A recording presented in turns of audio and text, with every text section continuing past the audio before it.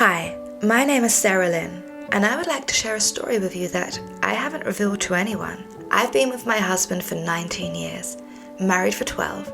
We have 2 beautiful children together, a boy 15 and a girl 9, and an incredibly happy life. At least I thought, up until now. We were both always very ambitious. We had high-profile professions. I worked for a law firm and him an architect. But when I became a mother, I couldn't bear to leave the children to go back to work.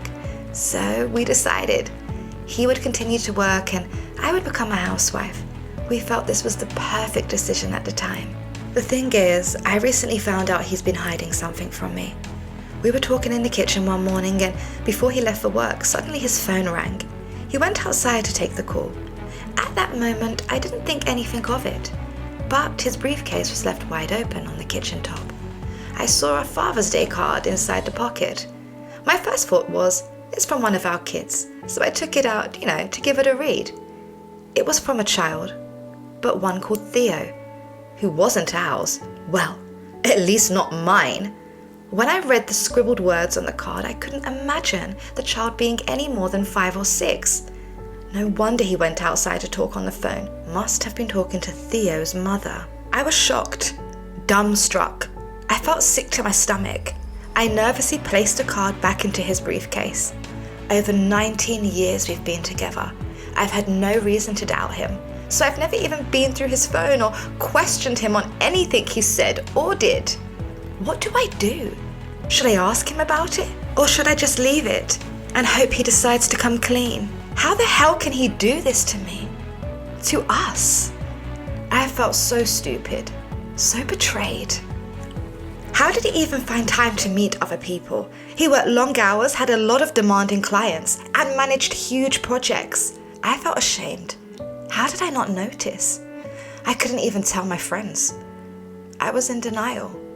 I kept telling myself that the card might be for someone else. Who am I kidding? Where did I go wrong? What did I do to deserve this?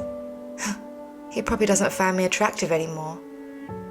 In the space of 2 months, I started to resent him, shouting at the kids. He didn't even notice that I lost weight. It was haunting me like hell.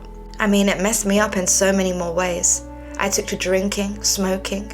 Can you believe I even slept with other men to feel better about myself?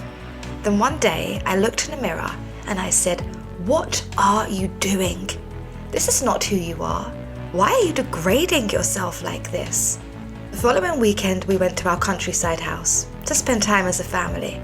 I don't know if he noticed, but everything about me was fake. My mind wasn't there. We got back home late Sunday night and I stayed up all night pondering my next move. On Monday morning, I dropped the kids off at school earlier than usual. I rented a car for the week and I paid in cash so he wouldn't notice it on the credit card. Not that he notices much these days. Then I trailed him every single morning for the rest of the week.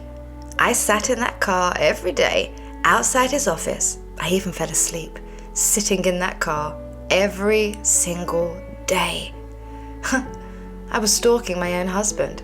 He went to lunch with his secretary like clockwork, Monday to Friday without fail. No mystery woman yet. When he got home Friday evening, he told me he would be going to the office on Saturday, to finish up some work for a client.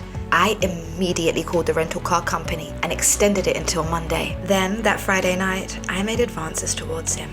I was trying to get him to make love to me, and he wasn't interested one bit, just as I had suspected. The next morning, I told him that I'd asked my mum to look after the kids because I had an appointment at the hairdresser's and I needed to go food shopping. Now, this is where it becomes interesting. That Saturday morning, I trailed him again.